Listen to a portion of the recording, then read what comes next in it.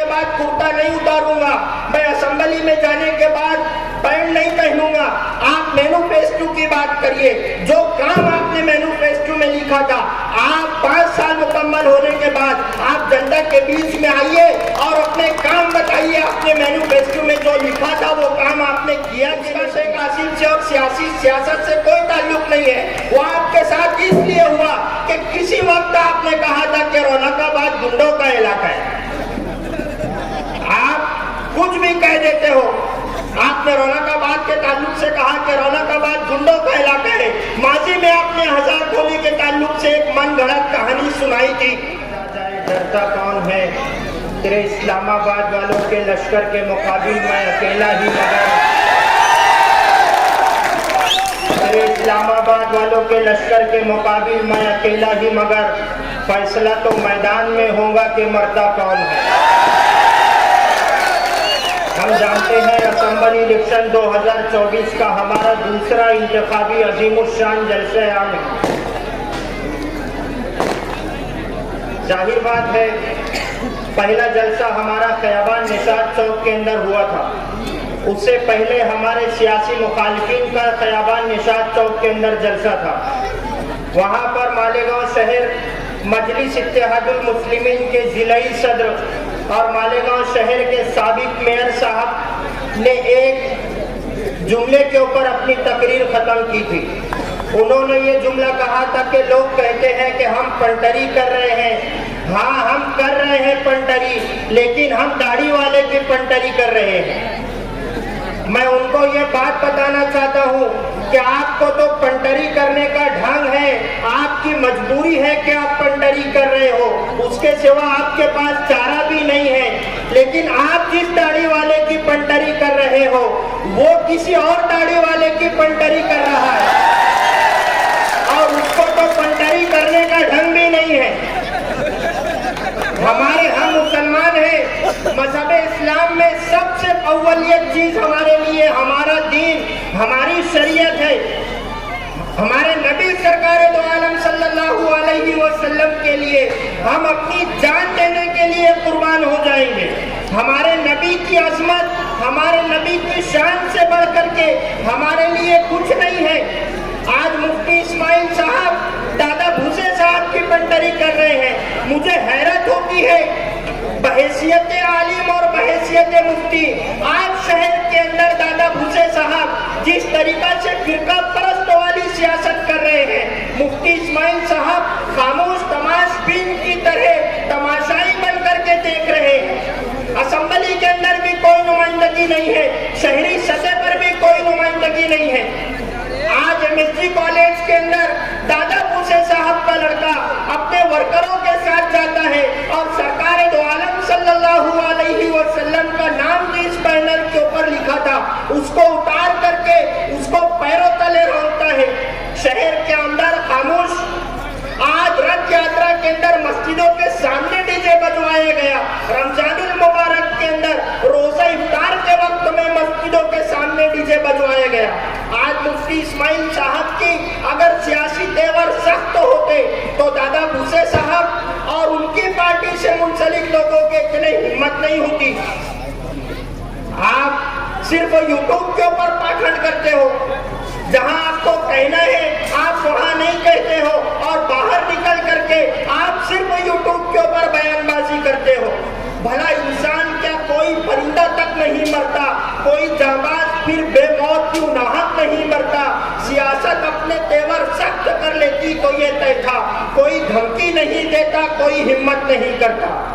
आज आप मजहबी सियासत कर रहे हो।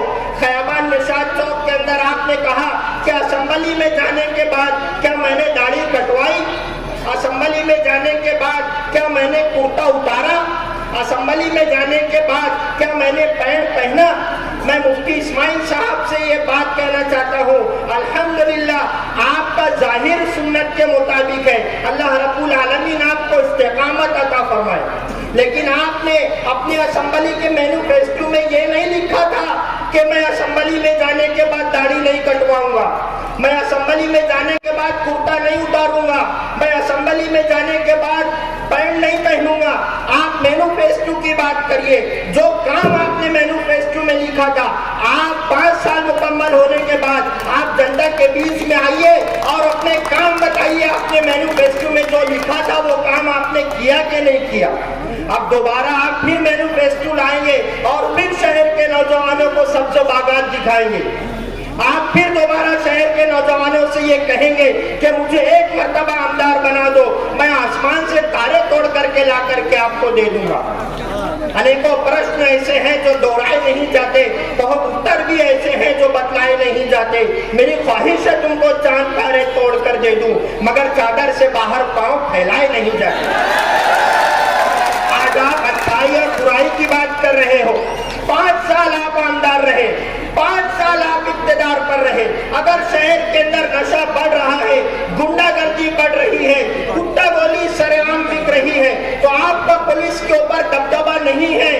इसी वजह से ये सब कुछ शहर के अंदर हो रहा है। आज हमारा शहर इस कदर आगे निकल गया है कि बाप का जनाजा पड़ा है और उसके सामने बेटे के ऊपर गोली मार दी गई है।